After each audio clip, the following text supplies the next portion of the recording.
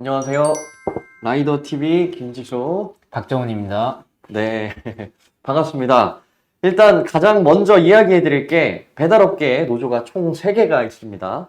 공공운수노조 소속의 라이더 유니온, 그리고 서비스연맹 소속의 배달 플랫폼 노조, 그리고 한국노총, 이렇게 3개가 노조가 이렇게 좀 존재하고 있고, 이 세 노조가 각각 다르다는 점을 좀 명심해 주시면 좋을 것 같고요. 오늘 가장 핫한 이슈인 배민 잠정 합의안에 대해서 좀 이야기를 나눠볼까 합니다. 먼저 이번에 나오게 된 잠정 합의안, 이것이 무엇인지 좀 개략적으로 좀 설명해 주시면 좋을 것 같습니다. 네, 우리가 단체 협약을 통해서 회사와 노동조합이 협약을 통해서 노동조건을 계약을 하는 거거든요, 집단과. 그것이 이제 개별 라이더들과의 계약보다 상위에 있는 개념인데요. 이거를 함부로 하면 안 되잖아요. 함부로 그렇죠. 결정하면 안 되기 네네. 때문에 노동조합 조합원들의 총투표로 의사를 묻습니다. 보통은. 네네. 그런데 협약 체결권은 사실 위원장한테 있기 때문에 위원장이 그냥 직권해도 뭐 법적으로 문제는 안 되지만 예, 예. 민주적인 노동조합이라고 한다면 이제 찬반 투표를 하게 돼 있습니다. 그래서 이번에 서비스연맹과 서비스연맹 배달 플랫폼 노조와 이 배민이 이제 잠정 합의안을 만들었다는 의미는 뭐냐면 이게 확정된 게 아니고요. 네네. 노사가 일단은 그 노동자 대표와 사측 대표가 이 정도 안으로 합의를 한번 해보자, 잠정적으로. 그리고 요거에 네. 대해서 구체적인 협약안이 나올 거 아닙니까? 문서로 된. 네네. 이걸 가지고 조합원들한테 찬반 투표를 묻게 돼 있고요. 이 찬반 투표에는 배달 플랫폼 노조의 찬반 투표도 있어야 되고, 라이더 유니온도 교섭 단위에 들어가 있기 때문에 예, 예. 저희 조합원들도 이 찬반 투표에 참여를 해야 됩니다. 그래서 이 잠정 합의안이 정리된 내용이 오면은 투표를 해야 되는데, 현재까지 정리된 내용이 그 라이더 유니온에는 아직 전달돼 있지는 않은 상황이다. 그래서 찬반 투표가 이루어지고 있지는 않은 상황이다라고 말씀드릴 수 있겠습니다. 예. 그럼 이게 서비스연맹 배달 플랫폼 노조 안에서만 투표하는 게 아니라 라이더 유니온도 그리고 한국노총에서도 투표를 할 수 있는 한국노총은 배민의 네. 이 교섭에서 교섭 신청을 하지 않았기 때문에 네네. 교섭 단위가 아닙니다. 그래서 두 개 노조, 배달 플랫폼 노조랑 라이더 유니온, 이 두 개 노조의 조합원들이 참여해서 찬반 투표를 해야 되는 상황에 있는 겁니다. 네, 그렇군요. 그러면 이번에 우리 표결을 하게 될 잠정 합의안의 정확한 내용을 좀 보도록 하겠습니다. 이 내용에 대해서 한번 또 설명을 해주시죠. 네. 저희가 네이버 저희 노조 카페에 올라와 있습니다. 이제 배달 플랫폼 노동조합, 그러니까 저희 노조가 네. 아닙니다. 라이더 유니온이 아니라 교섭 대표 노조는 배달 플랫폼 노동조합과 우아한 청년들의 잠정 합의안입니다. 네네. 그래서 일단 두 가지인데요.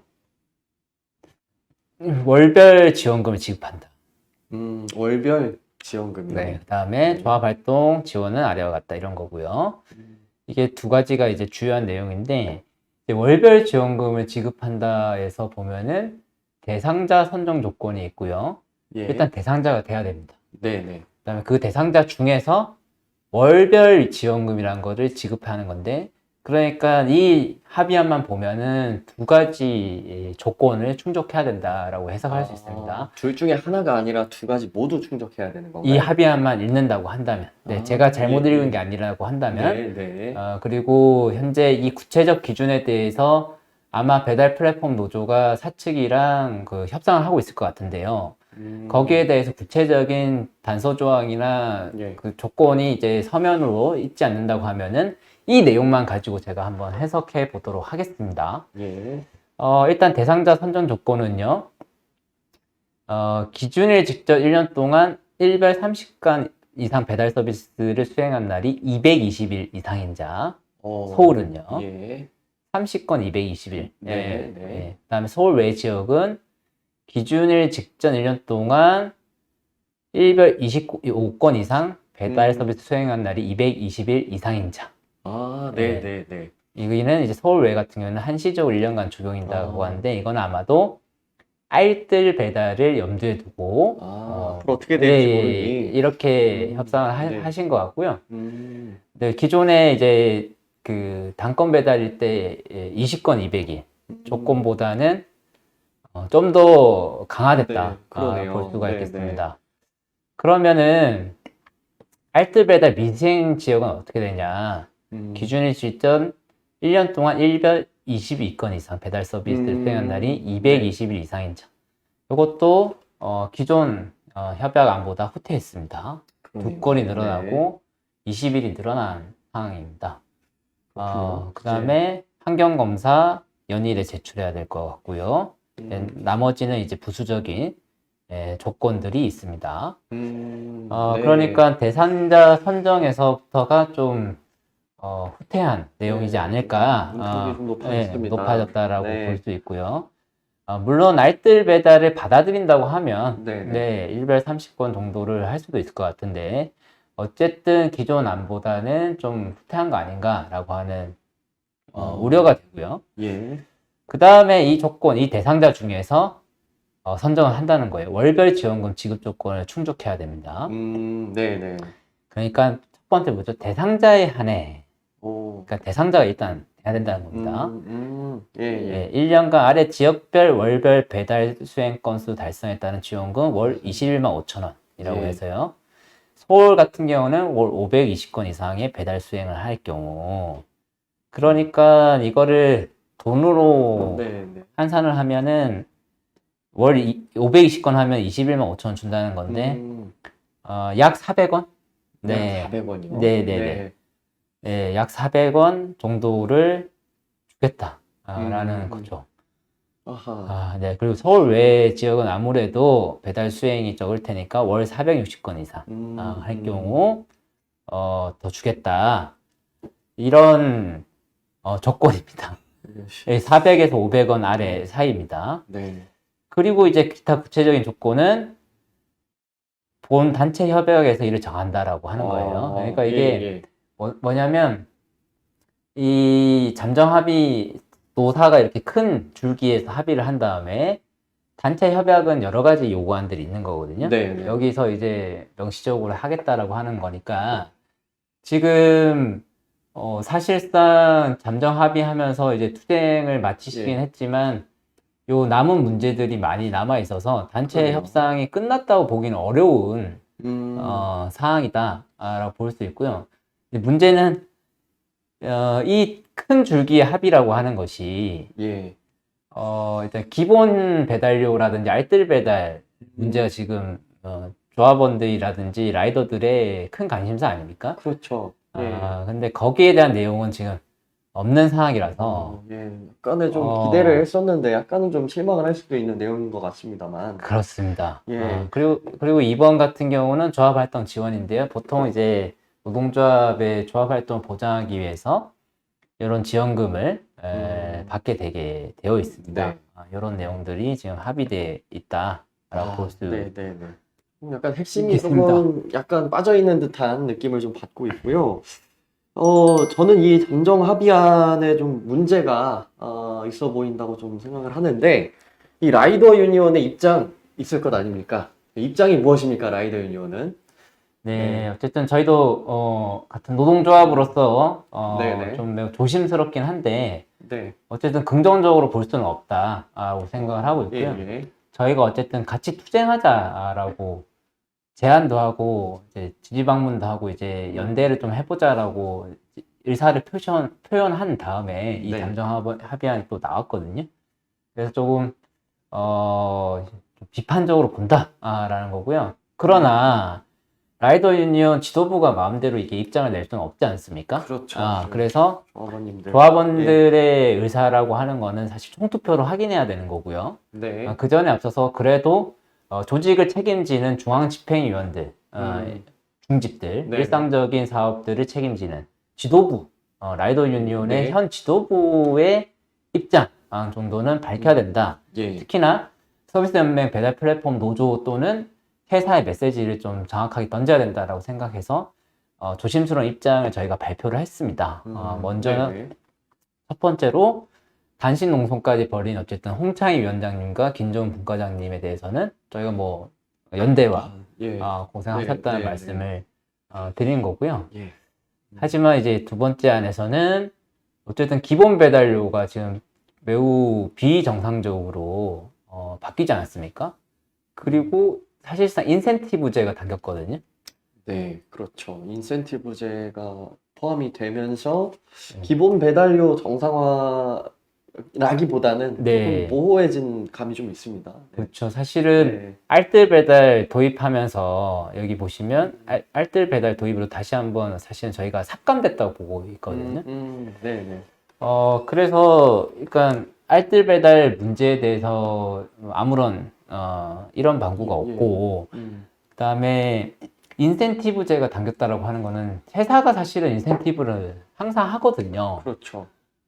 뭐 여름 때, 겨울 때 지금도 사실은 뭐 몇몇 라이더들 대상으로 선택받은 라이더들 대상으로 인센티브를 하는 거 아닙니까? 몇 건 더 예. 하면 얼마 더 주겠다.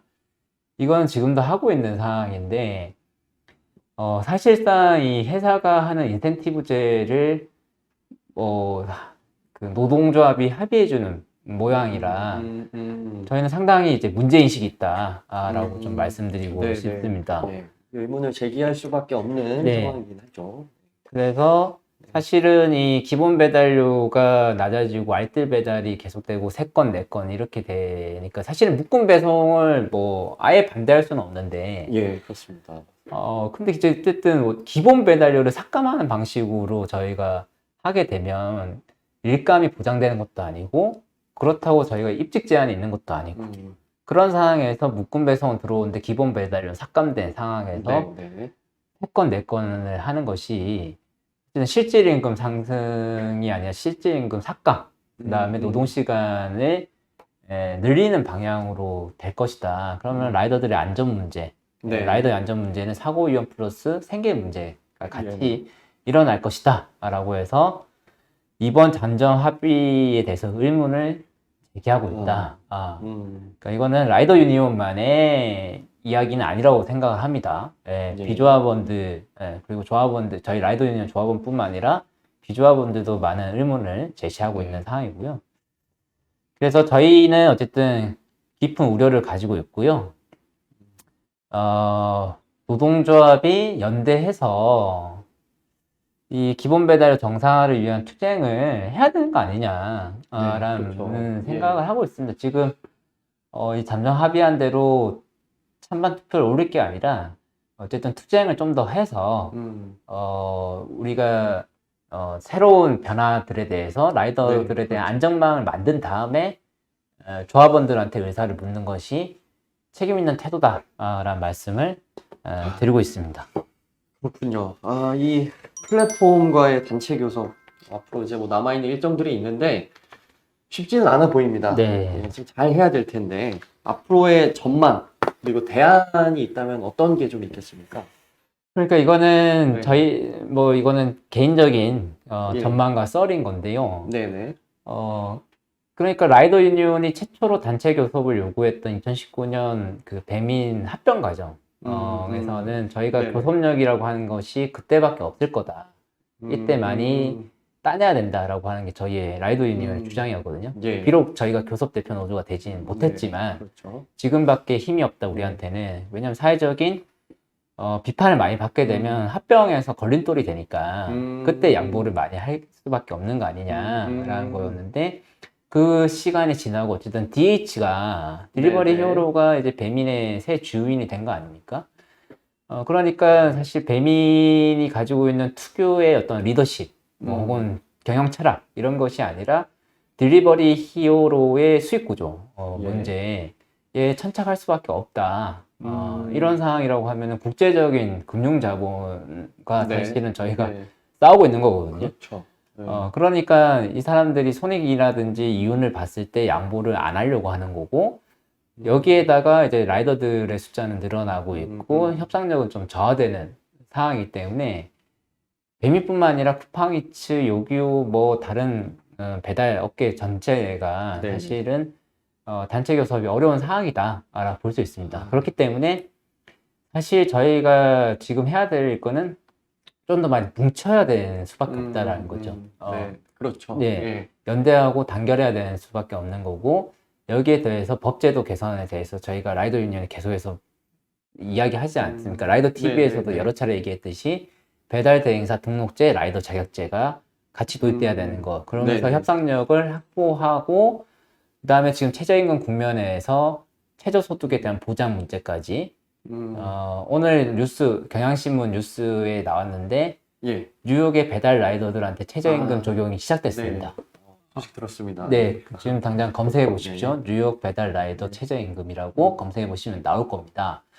그러니까 거기서는 꾸준하게 투쟁을 해서 어떤 기본 배달료 인상이라고 하는 최저선을 네네. 지금 지키는 게 그렇죠. 중요하거든요. 그런데 어차피 저희가 또 장마철이라고 해서 배달 오를 거다 이렇게 방심하고 있으면 가을에 또 지옥을 맛볼 거 아닙니까? 네, 그렇죠. 지금 해야 됩니다. 음. 지금 계속해서 기본 배달료 인상, 배달 노동자들한테도 최저소득을 보장하라. 그래서 최저임금 제도 안에 배달 노동자, 특고 프리랜서 노동자들도 포함시켜라라는 주장을 2023년 시작해야 된다는 거죠. 아, 왜냐하면 뉴욕 같은 게 2018년 정도부터 시작을 했으니까 거의 한 5, 6년 걸린 거잖아요. 네, 꽤 오랜 기간 동안 또 시작을 그렇습니다. 했었죠. 네. 그래서 우리는 계속 여기 있을 거니까 네. 5년, 6년 보고 시작해야 된다는 겁니다. 네, 그래서 네. 그 투쟁을 최저임금을 적용하는 그 투쟁을 지금 시작을 해야 된다. 왜냐하면 교섭력이 없을 때 누가 들어와야 된다? 국가가 들어와야 됩니다. 네, 그래서 네네. 노사정이 같이 최저소득을 결정하는 법제도를 만들지 않는다고 하면 이 문제를 해결하기는 어렵다. 그리고 라이더 유니온은 이걸 하기 위해서 개민 비마트를 중심으로 해서 예. 저희가 조율 설치도 하고 실태 조사도 하고 예. 라이더들을 만나기 위해서 노력하도록 하겠습니다. 현장에서 또 많이 만나는 것 굉장히 중요하다고 네. 생각을 하고요. 또 말씀을 들어보니까 이게 지름길이 없다는 생각이 듭니다. 뭐 그쵸. 입법이나 이런 것들도 많은 준비 기간들이 필요하고 우리가 교섭력을 높이기 위해서도 이런 노동조합에 좀 참여하는 배달 노동자분들이 많아져야 한다. 네. 그런 생각이 들었습니다.